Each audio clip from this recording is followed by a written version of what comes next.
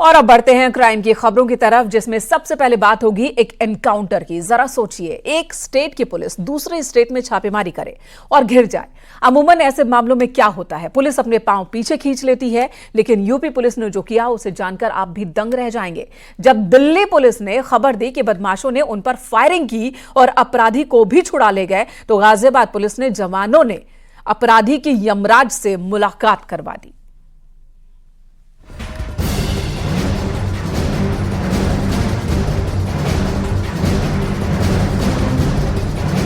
Delhi police पर हमला, UP police ने लिया बदला।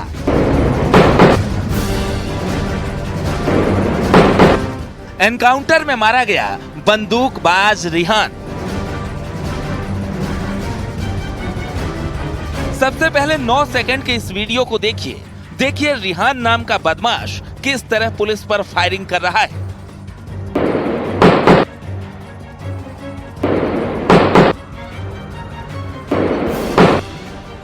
28 जून 2024 दोपहर करीब 1:30 बजे दिल्ली पुलिस की एक स्पेशल टीम अपराधी की तलाश में गाजियाबाद पहुंचती है। दिल्ली पुलिस के जवान जिस अपराधी को पकड़ने के लिए आए थे, उसके डाबर तालाब कॉलोनी में छिपे होने की खबर मिली। लिहाजा पुलिस ने घेराबंदी कर चोर मन्नू को धर दबोचा, लेकिन तभी सीन में उसके भतीजे रिहान की एंट्री होती है। लूट एवं चोरी के मामले में वांछित आरोपी मन्नू को पकड़ने के लिए दिल्ली पुलिस जैसे ही लोनी पहुंची, उसके भतीजे रेहान ने पुलिस पर फायरिंग कर दी। इस फायरिंग में एक पुलिस का जवान घायल हो गया। वहीं दूसरी ओर बीच बचाव करने के दौरान खुद रेहान अपनी ही गोली से घायल हो गया, जिसे अस्पताल में भर्ती कराया गया, जहां ज्यादा खून बह जाने के चलते उसकी मौत हो गई।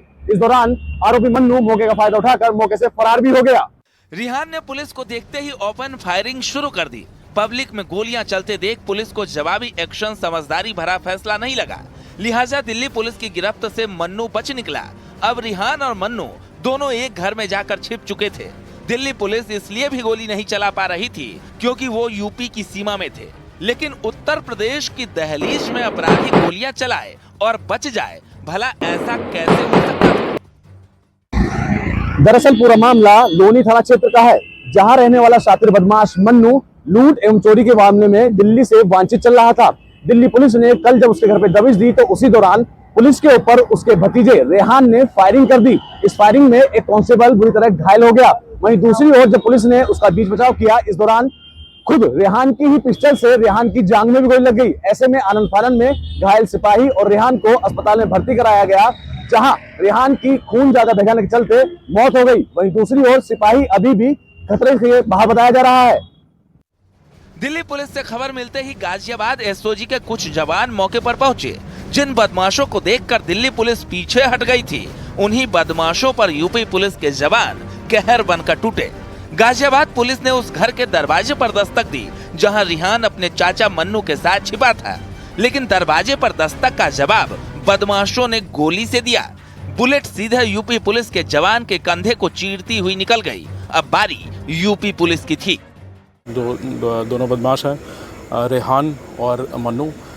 इनसे और पुलिस के बीच में एक्सचेंज ऑफ फायर हुआ, जिसमें रेहान के द्वारा जो एक गोली चलाई गई, उससे एक हेड कांस्टेबल के कंधे पे गोली लगी। इसी दौरान जब रेहान को कब्जे में लिया जा रहा था और भी जब घटनाक्रम चल रहा था, तो उस दौरान रेहान को एक गोली उसके जांघ में लगी।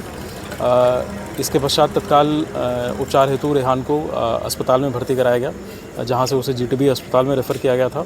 और कुछ देर पूर्व सूचना प्राप्त हुई कि जीटीबी अस्पताल में इस बदमाश रेहान की उपचार के दौरान मृत्यु हो गई है। रिहान के हाथ में पिस्टल थी, वो एक फायर कर चुका था। गाजियाबाद पुलिस के जवान उसे दूसरा मौका नहीं देने वाले थे, लिहाजा फोर्स ने बदमाश रिहान को दबोच लिया। लेकिन इसी दौरान रिहान की लोडेड पिस्टल से अचानक फायर होता है, जो सीधे रिहान की जांघ को चीरती हुई निकल गई। यानी अपनी ही पिस्टल से निकली गोली का शिकार बन गया रिहान। फौरन उसे अस्पताल तो ले जाया गया, लेकिन उसकी जान नहीं बच सकी। देखिए, ये अभियुक्त जो रेहान है, इसके विरुद्ध में 4 मुकदमे पंजीकृत हैं लोनी थाने पे। जो रेहान के पास पिस्टल थी, वो पिस्टल लोडेड थी, और जब पुलिसकर्मियों ने उसको कब्जे में लेने का प्रयास किया, तो जब वो पिस्टल चली है, तो उसी से उसके जांघ पे गोली लगी है। जो दूसरा अभियुक्त था, उसको भी तत्काल जो है ढूंढने के लिए पुलिस निकली है। इसके साथ साथ और भी अगर कोई फैक्ट इन्वेस्टिगेशन में सामने आते हैं तो बिल्कुल आपके सामने रखा जाएगा। पुलिस के मुताबिक मारा गया बदमाश रेहान के खिलाफ रंगदारी, हत्या का प्रयास और मारपीट जैसे मुकदमे दर्ज हैं, जबकि उसके चाचा मन्नू पर भी संगीन धाराओं में 10 से ज्यादा केस हैं।